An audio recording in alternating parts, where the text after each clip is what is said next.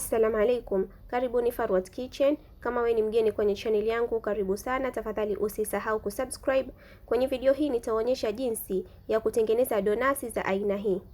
Mahitaji ni unga wa ngano vikombe viwili, pia kuna sukari thuluthi moja ya kikombe au gram 60, maziwa ya unga vijiko viwili vya mezani, hamira kijiko kimoja cha mezani, yai moja, blue band au siagi kijiko kimoja cha mezani, maziwa ya vuguvugu nusu kikombe na jam, lakini sio lazima kutumia hii jam. Nitaendelea kuwafahamisha tukiendelea na video. Kwa hiyo kwanza kabisa weka maziwa ya unga kwenye unga wa ngano na uchanganye vizuri.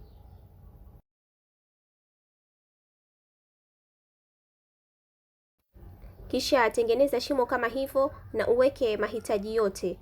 Kwa hiyo utaweka sukari, yaani kwa ufupi utaweka mahitaji yote na maziwa kidogo.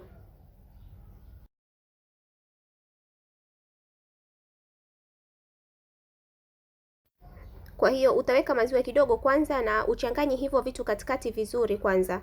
Alafu utaendelea kuongeza maziwa kidogo kidogo huku ukiendelea kuchanganya unga au huku ukiendelea kukanda unga wako.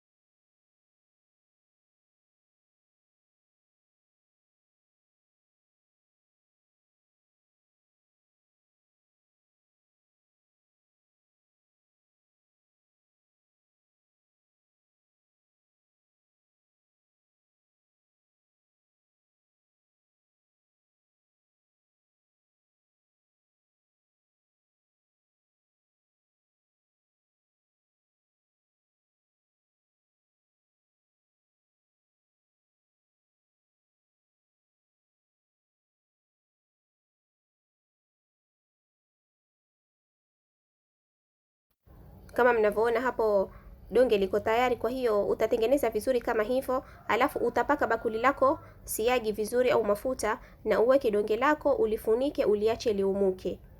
Kama mnavyoona hapo unga umeumuka. Na hatua hii ya kuumuka unga ni muhimu sana. Hakikisha unga wako unaumuka vizuri.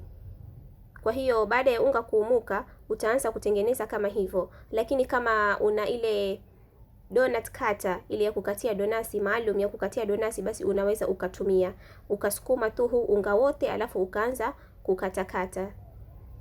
Kwa hiyo unaweza ukafanya kama hivi kwa kutumia mkono ukaemeza, ama pia unaweza ukasukuma tu, yani ukasukuma unga wote kwenye hiyo sehemu yako ya kusukumia alafu ukakata kutumia kile kifaa maalum cha kukatia donut, ama ukafanya kama hivi kutumia mkono alafu ukakata kutumia nozzle kama hiyo, au hata kifuniko cha chupa, yani vyovyote tu ambavyo utaweza. Alafu utaziweka donasi zako kwenye sehemu ambayo kwamba umepaka unga wa kutosha, alafu utazifunika kwa dakika nyingine 30 au saa moja mpaka ziumuke tena vizuri. Kama nilivyotangulia kusema, hii hatua ya kuumuka ni muhimu sana. Kwa hiyo kama mnavyoona hapo donasi zimeumuka vizuri kabisa. Utabanika mafuta motoni, na ikishapata moto utaanza kuzikanga donasi zako au kuzichoma donasi zako, lakini hakikisha mafuta hayashiki moto sana.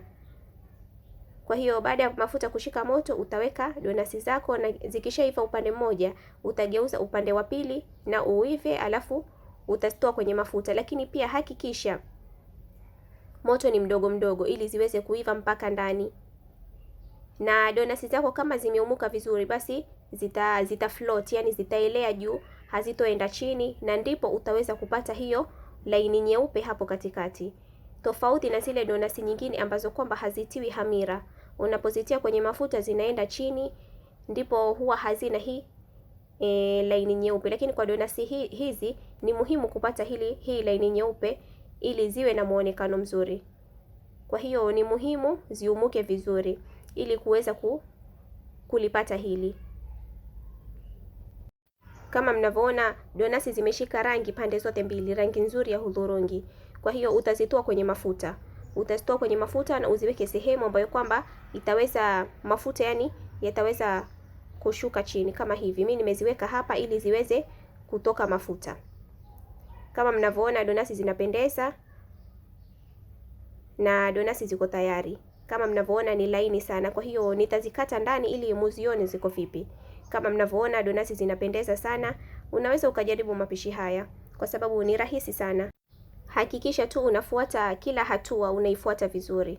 Asanteni sana na kwaherini.